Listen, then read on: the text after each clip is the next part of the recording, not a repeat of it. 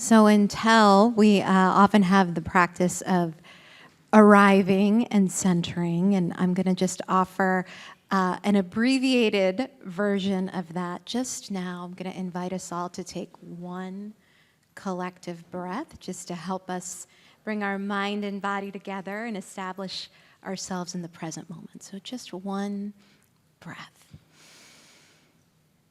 And exhale. Welcome back. Welcome back, folks. So we are in the midst of a mental health crisis, and climate anxiety is increasingly contributing to that, and kind of the unknown, the uncertainty, the instability that we alluded to this morning as well. And we are honored to have young people from the Climate Resilience Education Task Force with us today. And they're going to be speaking to youth mental health in relation to climate, but they're also going to offer their perspectives on what we as educators who are committed to climate justice, what's really needed from us now in order to meet the moment. I thought we might start in twofold way of first saying a little bit about who you are and maybe your educational journey and where it's taken you. And this question, if you are thinking about the climate crisis and really climate change, and you had to describe that in 3 feeling words, what words would come up for you? When you think about the climate change that is happening, and you connect with a feeling, what 3 words best describes what's going on for you? And it could be very varied, I'm sure. And feel free to say what somebody else has said, of course, because it's your own, and it may be the same word because you don't really know. I don't know what you're going to say. So maybe we could just start with you. And does that make sense, Ellery? Yes. Please. Hello, everyone. My name is Ellery Spikes, and I am a recent graduate of Nest plus M High School in Manhattan. And my 3 words are grief, agency, and action. Thank you. Hi, I'm Olivia Yim. I just graduated from the Nightingale Bamford School in New York City. And I think my 3 words would be concern, urgency, and growth.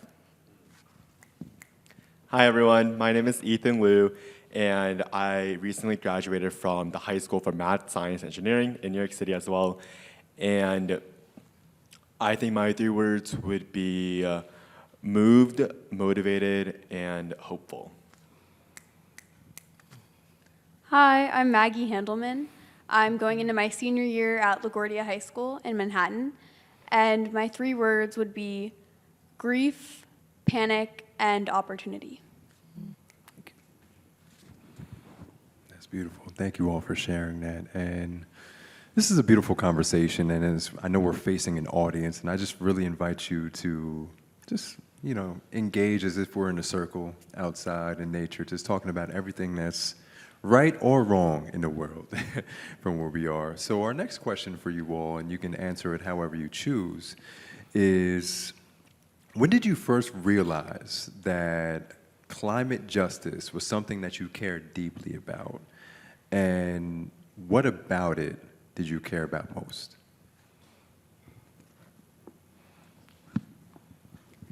So a lot of the environmental science I learned in school, I've learned a lot in elementary school, middle school, but I think what really touched me the most was in high school when I took AP Environmental Science in 10th grade.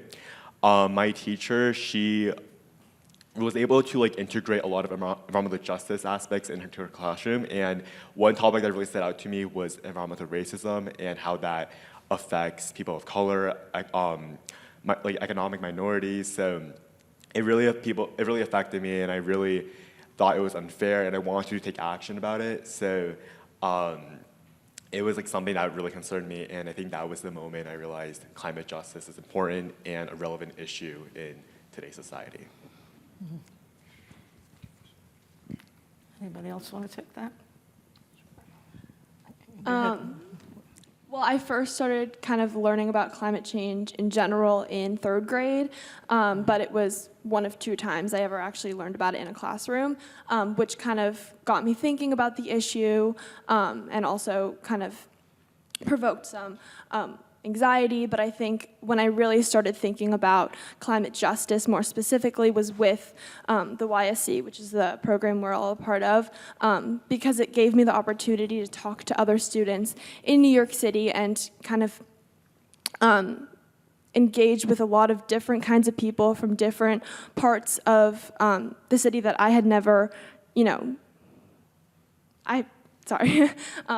it gave me the opportunity to learn about different people's experiences and talk to people who kind of had the same concerns and wanted to talk about the same things as I did. So, yeah. Thank you. Anybody else on that one? Sure. I always think about the first time I kind of heard about climate change, and I remember going home, and that night I was like, Dad, I'm so scared. Climate change is going to come and get me in my bed. And he was like, that's not how that works.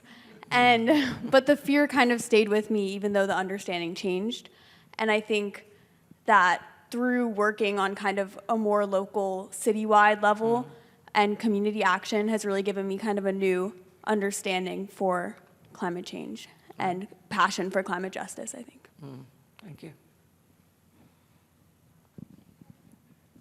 I would also say that I was introduced to climate change kind of at a young age. I remember just once in 3rd grade, students, it was a show and tell day, and I think someone brought in like a polar bear, and that was my first time hearing about climate change. And the student just kind of, I think they showed on the board an image of a polar bear with the ice melting, and that's what a lot of students grew up thinking climate change was. But it was really only in middle school when we had the youth climate strike in 2019. That was like the first time I connected with the issue at all, because beforehand I was just kind of focused on my studies and other things, and it just didn't faze me as much. But then I realized a lot of the issues our communities face, like Ethan said, they tie back to environmental racism, and that is something we've learned in every history class since we've been children, and it's something that I continued to realize internally as I was going through the grades. But it was really a teacher at my high school, his name's Mr. Wells. He was really influential in I think moving the conversation forward at my school, and it can just take one person in your life who can tell you this is important, or to get you engaged, and that's been really powerful. As you were inspired about climate justice, what is the general feel of your peers around climate change and climate justice? Are they inspired in the same way you are, or is it kind of like a nonchalant, it is what it is? I mean, these are honest conversations. Well, what I find is a little bit difficult about that question is that climate justice is not really something that's talked about widely, at least in the schools that I've been to. And so I think that it isn't even something that's discussed, let alone have thoughts on, just because, you know, most people aren't educated on it, and most people aren't aware that, you know, it's even an issue that impacts people disproportionately, and that is happening, you know, right in front of them. So. Interesting. So sharing you've that. had different experiences of school being of help, but you didn't have that. Yeah. Interesting. Any others on that? I totally agree. I think there's a lot of just fear about even like digging in on the topic because it feels so like all-consuming. I know I have friends who just feel completely hopeless. And I tell them about the work I'm doing, and they're like, oh, I just feel like nothing will make a big enough difference. And I definitely agree that the amount that we've talked about it, I know we've all said we've learned about it once or twice in school, but it's definitely not enough. And I think there's a lot of fear to teach about it, but in turn, that's kind of creating even more fear around young people.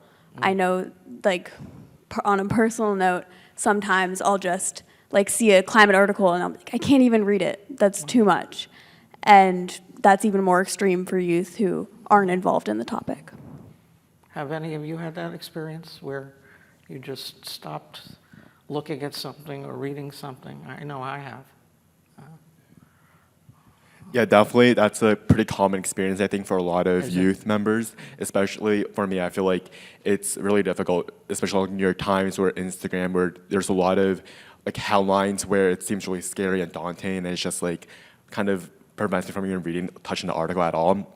One way that I feel like I try to combat this was joining, like, I created the environmental activism club in my school where me and other students could like talk about these issues together and also create solutions, mainly like locally based, but I feel like even local actions that are individual based or even in a school wide setting could create a big impact. And I feel like if possible, just like starting a community with your neighbors, or if you're like a student with your school, I think it'll like, you know, make a great impact. What too. did you do?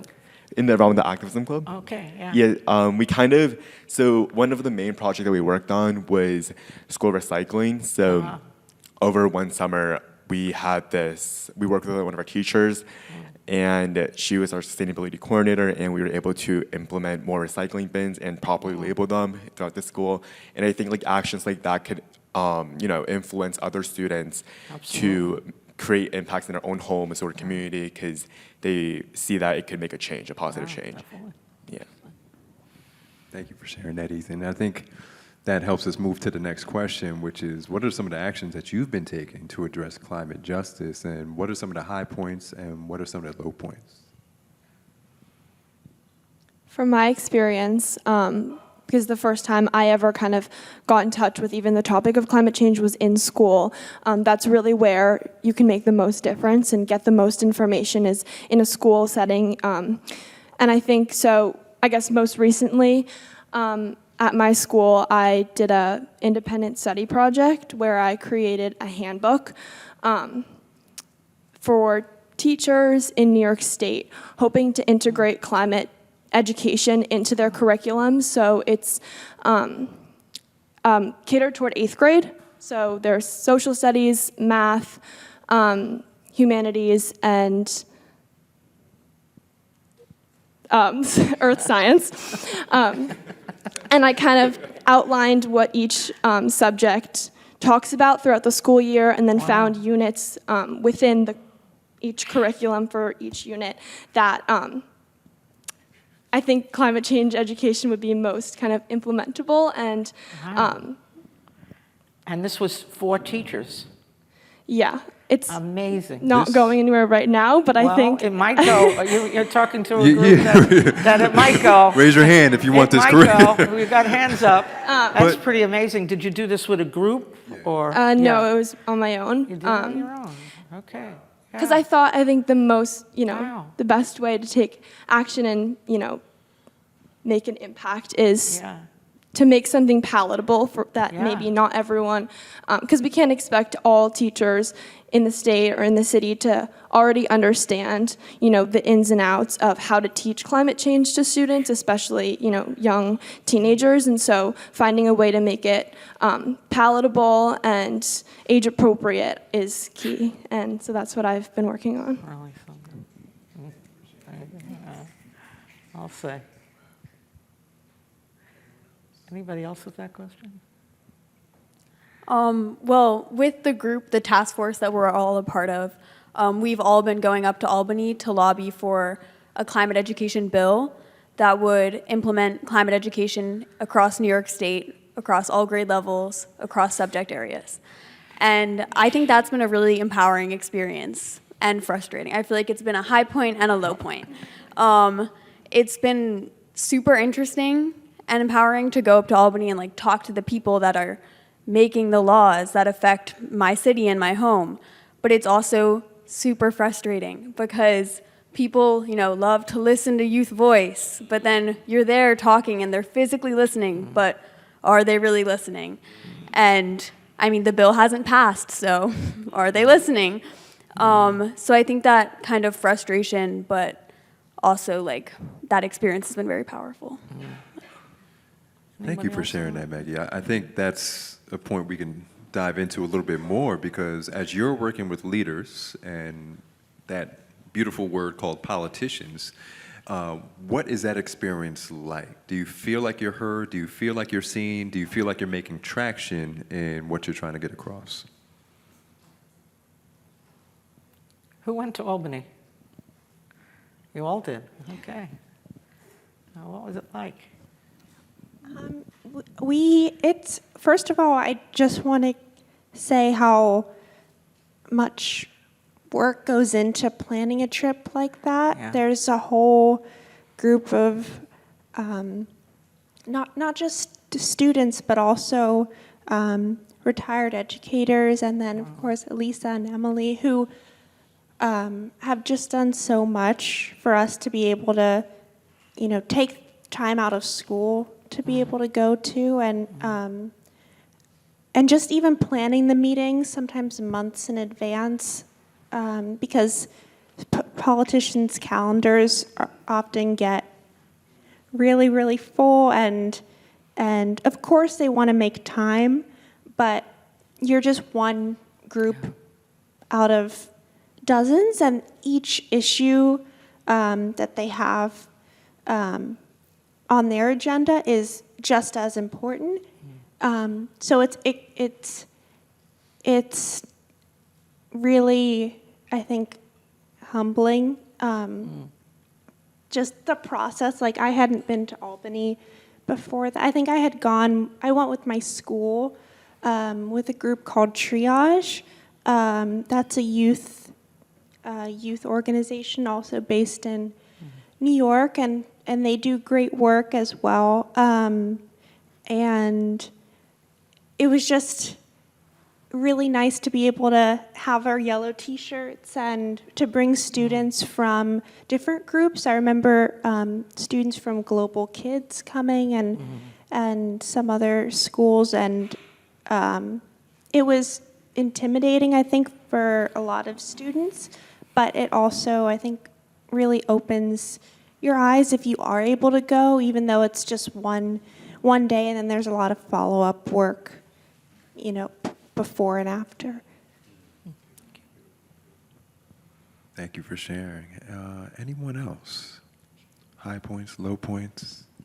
So adding on to what Ellery said, my environmental activism club, we worked with Triage to go up to Albany and lobby with them. So we were chanting chanting for climate justice, and I think we felt kind of heard because one of the politicians, I think it was their staffer, but they invited us for a meeting after they heard us chanting, and it just felt really rewarding that they were able to listen to our voice and kind of invite us for a talk, and it was a really great talk, and I'm not really sure if it got anywhere in terms of passing any bills that we were advocating for, but it definitely felt like our voices were heard. Yeah, it seems like we're doing really well. And, I politics and systemic change, it feels like a mountain and a monster that we're constantly trying to overcome. And I want to ask you on a simple and practical level, what are some things we can do today and moving forward as individuals to help support the movement of climate justice? I think especially everyone in here pretty much is an educator. And I think that, as a young person, I think something I really want from adults is like a willingness to dig in with the issue and to really be emotionally vulnerable. I think there's a lot of tension in terms of intergenerational work because there's this feeling that young people are like, how you left us this mess, how could you? And then there's this feeling that a lot of old people are like, oh, you guys are the future and you're gonna fix it. And and I think that on both ends, we kind of need to step away from that and be able to dig in with each other. And our whole group is centered around trying to get climate education in schools. And I always think about the day that the skies were orange because of the smoke from the wildfires. And not a single one of my teachers addressed what was happening outside. And I was sitting in a room taking a test. The window was behind me. I keep looking behind me. Eyes forward. We're taking a test. And all I wanted that whole day was for a teacher to say, this is really scary. I'm freaked out. And I think there's such a fear of doing that. And there's such a fear, I don't know what to say, I don't have the answers. And I think you don't have to have the answers. I think that if what I really want from educators and adults is just the ability to step into the conversation and be really emotionally vulnerable. Wow. Thank you. Thank you for that. Thank you for that. Anyone else? Anyone else? Others on that one. Yeah. Well, I think I'm just thinking about Bio's speech from this morning, and I think something that really resonated with me was his notion of playing and kind of using that as a means of exploring our more creative and imaginative side, because ultimately, actually last year, I was able to listen to a speech in West Virginia from Rob Watson, who is the founder of LEAD, and he talked about how the resources and the ways that we think and act right now are not what's going to, help us progress and solve the issue of climate change. It's something that we need to kind of figure out, and it's something that needs to be new. And so I think as teachers and as adults, making the space for students and younger people to kind of explore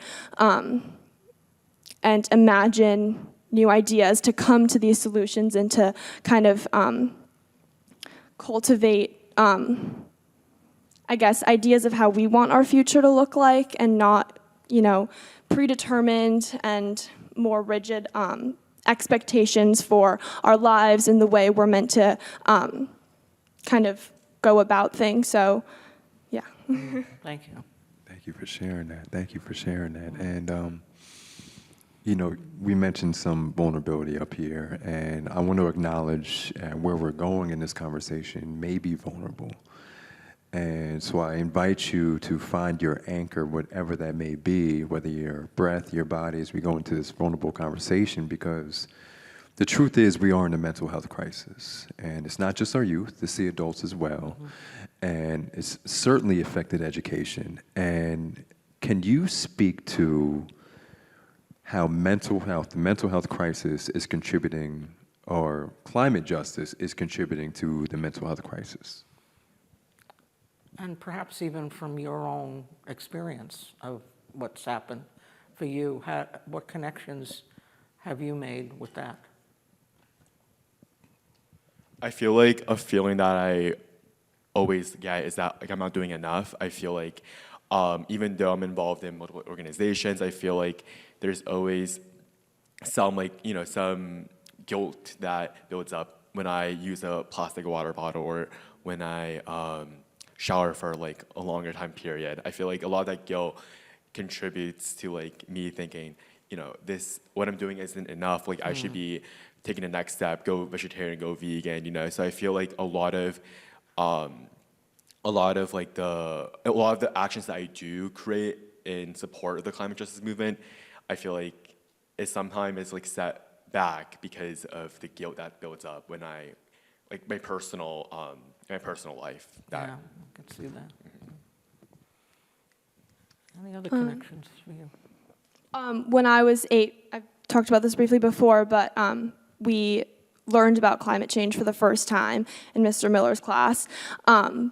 And we never touched on it again. We kind of, read books about natural disasters, and we examined what was happening in the world. We made a poster of, the world's biggest pollutants, and then we kind of just didn't talk about it again. And I actually never talked about it in a classroom again until 12th grade.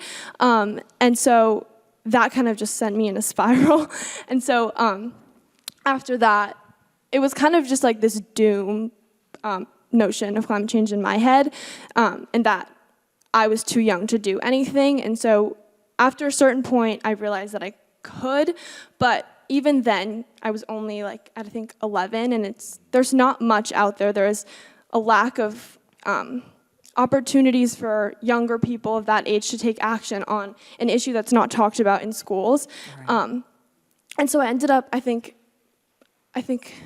signing up for a newsletter from the NRDC, which kind of just sent me daily Even more, emails yeah. on things that were happening in the world. So it was Right. like, the bees are going extinct, take action. And there was this big red button that said, take action. I'd push it, and it was this automated email, sent it to the president or the senator, and then it would have my name signed at the bottom. And so every day it was just like, stop Arctic drilling. I would press the take action button, and this was my way in 6th grade of making a difference. But it was defeating because I would also get emails that were like, come meet us at this conference. And I was like, I'm only in 6th grade.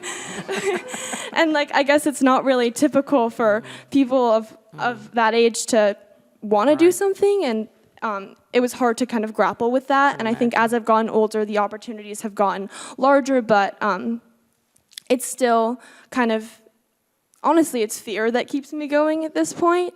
It's not really anything else. There's a sense of obligation that there really is no other or better way to spend my career, to spend my time in college, and to study climate change and environmental studies, because, I don't know, I think it's had kind of this power over me since such a young age that it's hard to escape from. And I think that's happening across the younger generation now.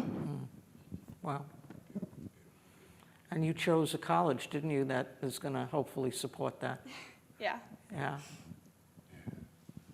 Wonderful, wonderful, wonderful. Thank you for sharing that. And on the flip side, how can we, and we as all the adults in the room, and all of us, we're part of the solution. What can we do to bring more healing and support to young people and educators as we're facing climate justice?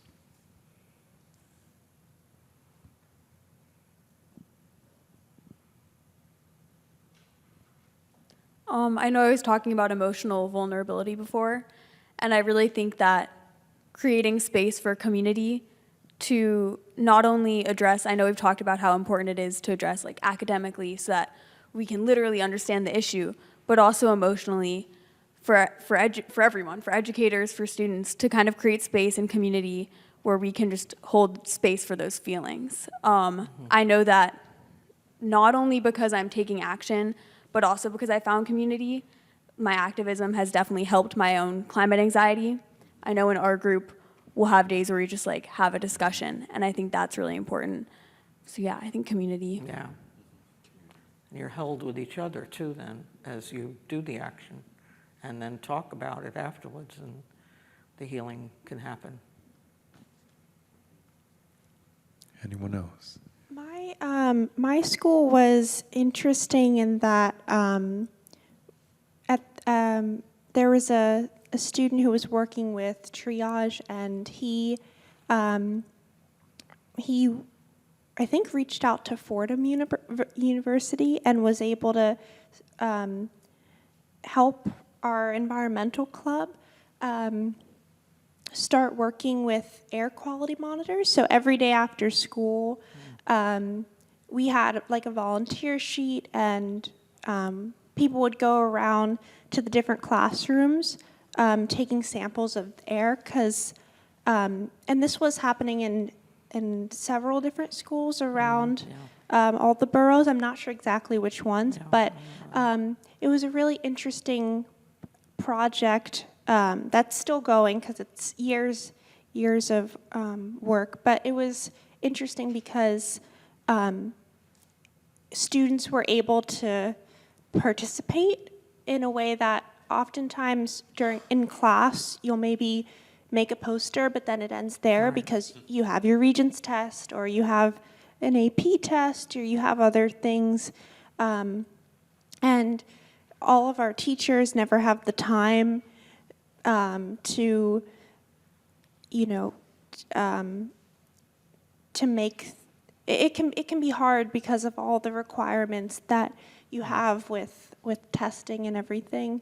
So I think just the community aspect that Maggie has mentioned, and Ethan and Olivia, that's been really powerful and really, really moving to see, because I think there used to be kids at my school who would stay just to get APES credit, for an assignment. And then it slowly became people staying because they wanted to, even though they had homework. We did it together there, and just really building the community within your own school, even though it's very difficult. And even after 10 years, my teachers have said, like, the clubs don't necessarily evolve, and the administration can be slow to catch up because everything is slow moving. So we're coming at time. So I'll ask one more question. This reminds me a lot of my youth and my activism, Energy Corps, NAACP, Big Brothers. I was doing a lot of youth mentoring. I was trying to save the world, but I was doing it from a deficit mind. I didn't have hope for a better world. And it wasn't until I had hope for a better world that I was able to replenish myself and actually serve the community in a higher and larger capacity. So let me ask you this: what is your hope? What keeps you going for a better world?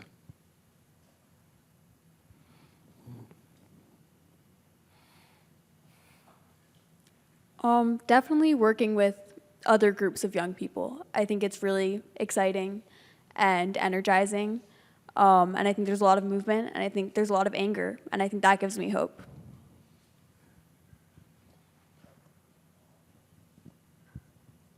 I think what gives me hope is that we get to see progress as we make it. So, for example, for the bill that the CRETF that we created and edited and such, we were able to see it progress and see action come from it, and see politicians take it more seriously. And we see that it was really just a draft, and later we go up to Albany to lobby for it, and then we talk to these senators. I feel like just progress, even though it could be small at times, or we could have setbacks too. I feel like overall progress can give me hope that it'll eventually turn into something bigger. It will eventually pass. So I feel like though there are many setbacks, looking more at the progress that we make gives me hope.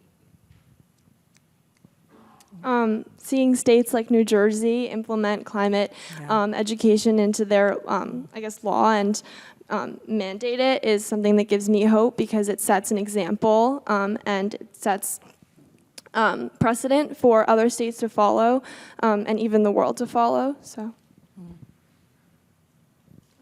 I like Olivia said, I think New Jersey has, it's a model for us, and I think there's a lot of my teachers commuted from New Jersey every day, so there's a sense of sharing of information and sharing of techniques that have and haven't worked, because there's no definition of successful climate education. It's just going to always be something that we're growing and learning from in our classrooms and at each level of students' educational journeys. How does climate education look for elementary school versus high school and even college and higher education?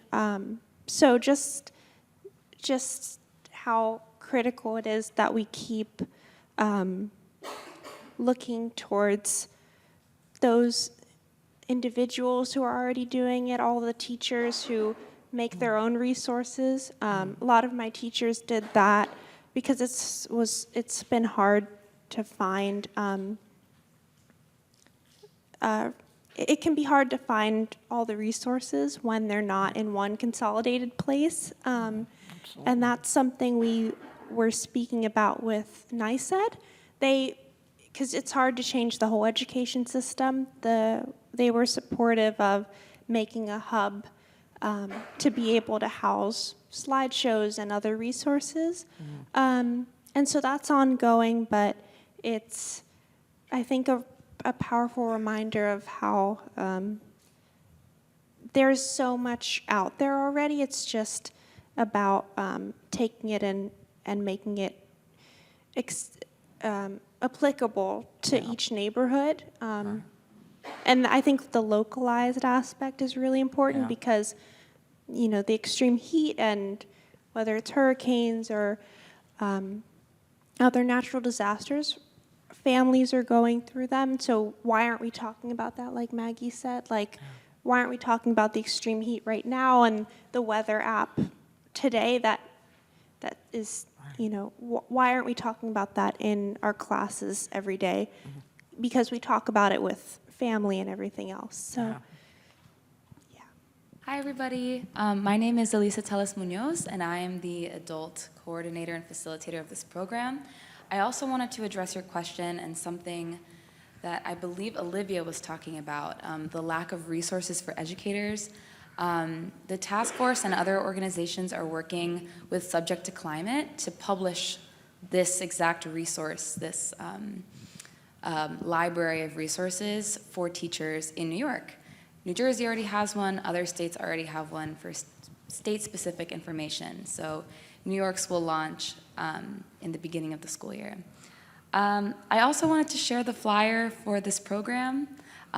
Folks here, you can find it in the back. If you're a teacher, I really encourage your students to participate. These are students. Maggie will be the first student to have completed all 4 years in the program. Wow. Some of these students have participated for 2 or 3 years, and they're really brilliant, and we don't shy away from difficult conversations like the ones that they were having today. And I'm really, really proud of you all. I'm so proud of you, so thank you. Thank you.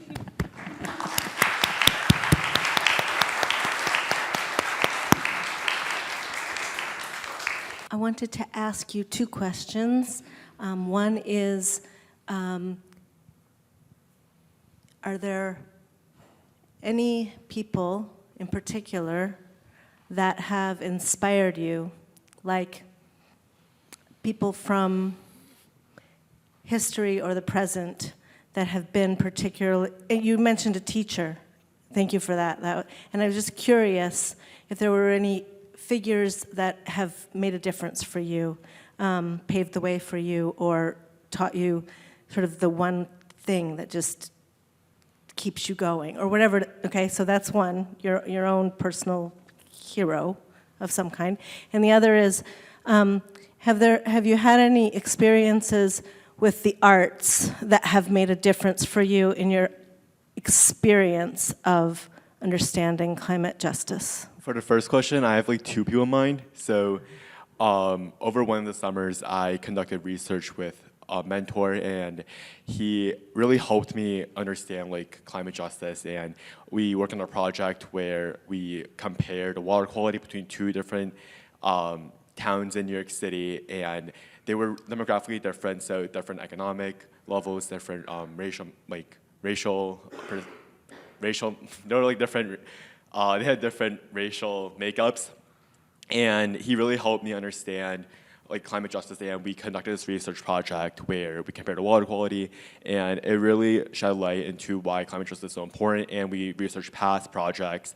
So that really motivated me and kind of inspired me to, again, pursue this career in climate justice. And another person is actually in the room right now, so Miss Hudson. She was my AP Environmental Science teacher, and she taught me, yeah.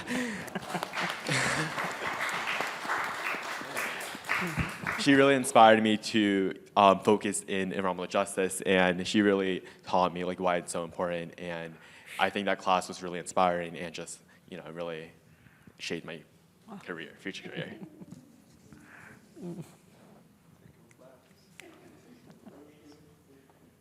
I also have multiple, I apologize. But also my AP Environmental Science teacher had a big impact on me.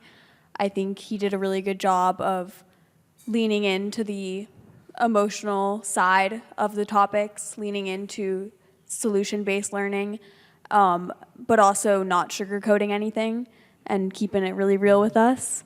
And then also Elisa and Emily, who run our task force, have just taught me so much about being an activist and like grassroots organizing and just like being a young person and coping with climate. Yeah. I was also going to say the YSC leaders, and also the entirety of the YSC kind of kids and population. I think, it's really inspiring and impactful to see people your own age really passionate about something that you're also passionate about and wanting to make a difference. So. I would say there's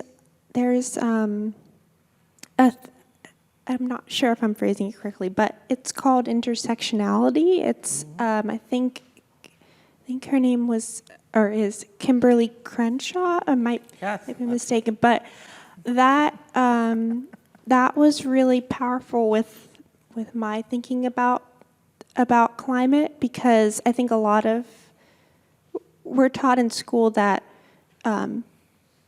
everything is intersectional, especially in our social studies classes, but we rarely connect the Industrial Revolution to present day issues or connect what happened the other day or on the news or in our community to history. Like just finding the connections that we've heard about today and talk about.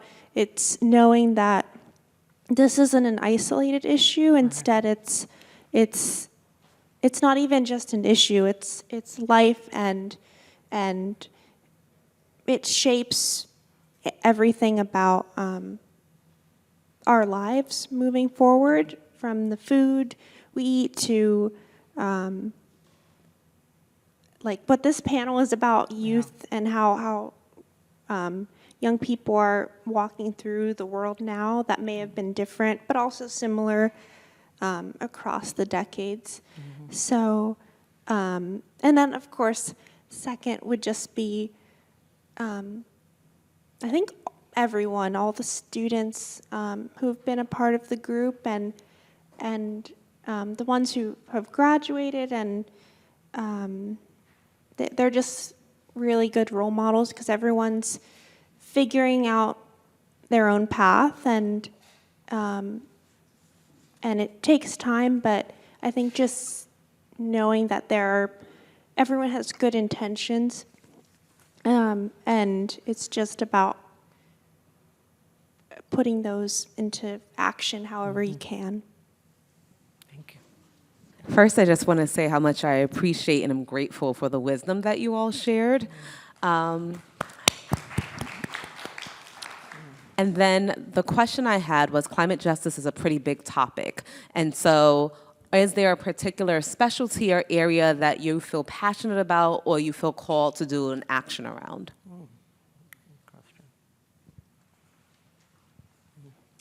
This makes sense because it's the group we're here with, but I definitely have a passion for education, and I also do kind of educational justice work in the city as well. I'm a part of a group called Integrate NYC because, I don't know, New York City has one of the most racially segregated school systems in the country. That's right. And yeah, could get all into that, but I definitely think the intersection between like educational justice and climate justice is super interesting, and yeah, education definitely for me is the area I think that really sparks my interest. What's that? I think mine's pretty similar to Maggie. I feel like education is also an aspect I'm super like interested in, but also like food justice. I feel like it's a really, it's also a really segregated. Like people don't have control over what they eat sometime, or they can't afford higher quality food, and that's also part of climate justice, which I really do feel for, and I really think that everyone should have equal access to healthy, good quality food. And I want to become more knowledge in like the history of climate justice. I think it's really like fascinating, and especially like redlining and how different neighborhoods are. There's like more fast food chains in certain neighborhoods, and how that might affect their health, and how that is related to and that can also create like a space or like atmosphere where it could sometimes be like harder for like their health, like breathing and such. So I think right now climate education is also my focus, but I'm really excited in college to kind of explore maybe different branches of that. So environmental policy, environmental law, I think could be really interesting. And I know this kind of strays a little bit away from climate justice, but maybe more on like the science side of it and the agricultural side is something that piques my interest as well. So I'm just gonna kind of go with the flow.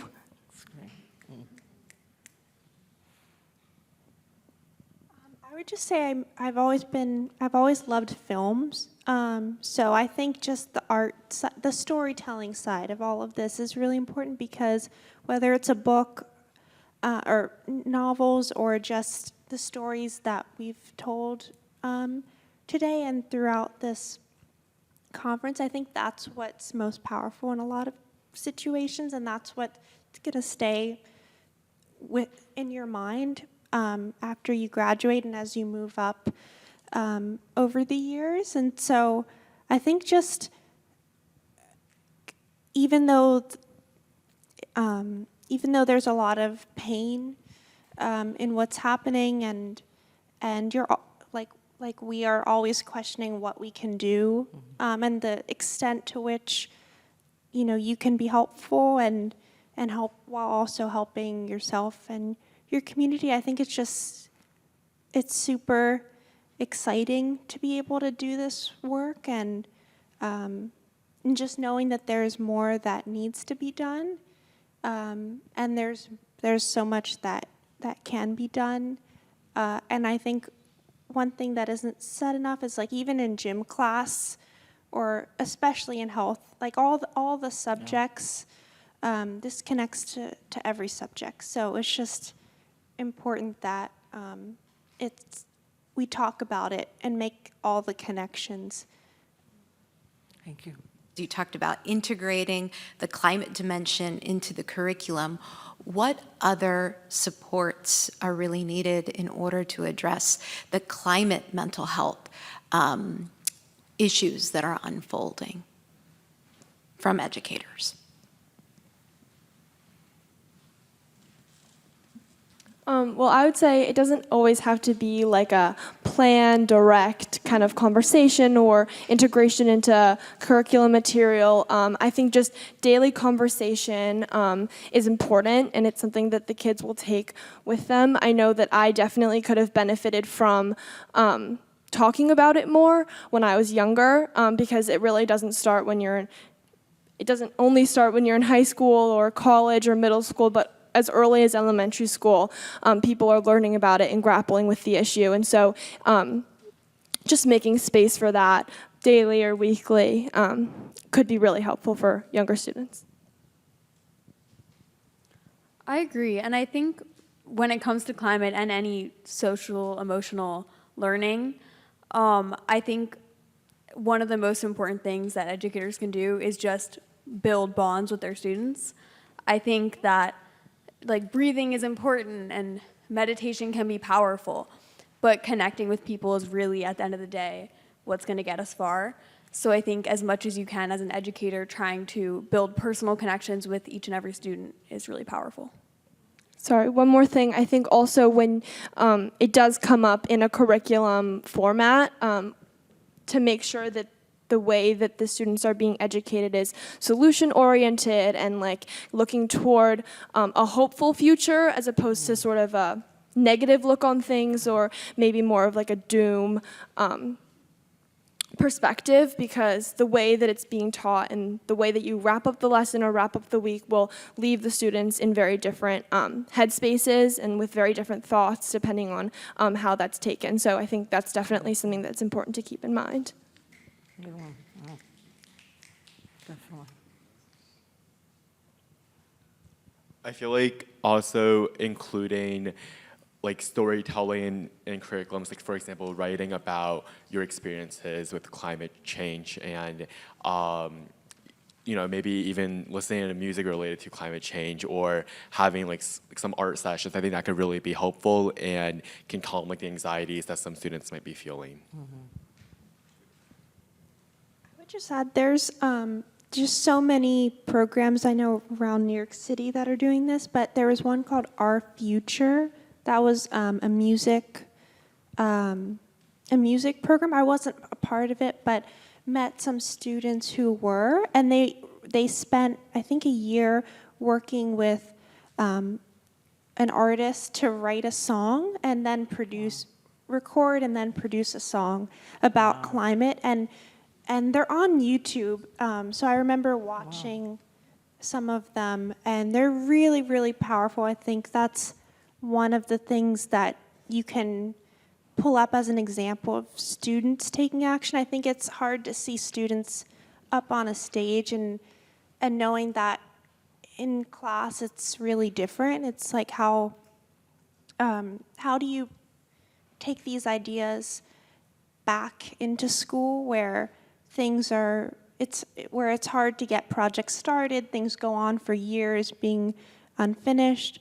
So just, I think, showing those examples of other students that have done it, and I think at least for me, seeing videos has always been powerful. So whether it's music videos or nowadays TikToks, just making sure that students are able to express their climate emotions and their perspectives.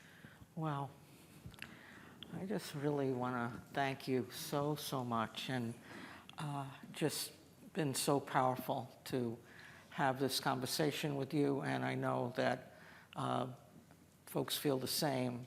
And very often adults give words of encouragement to you, and from your wisdom, I'm wondering if you would end with a word of encouragement you have for these folks who want to be in partnership with you and would love to hear some of those words. We don't have to all do it, but does anything come up for you? A word of encouragement.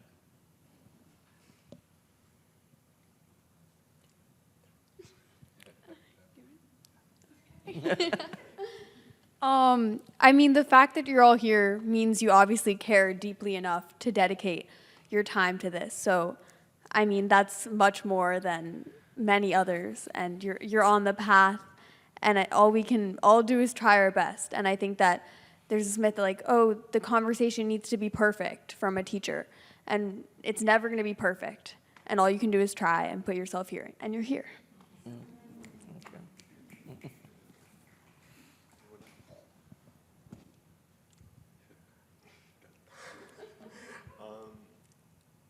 I feel like a word of encouragement I have is maybe like what we do like is enough. Like I feel like Maggie said, like our presence here and your support for your. I know a lot of you guys work in like mental health with children, I feel like your support and your ability to be with them and kind of just like your presence with them, it's enough. I feel like kind of as a student, I feel like just the presence of a teacher listening, I feel like that's always enough. And I feel like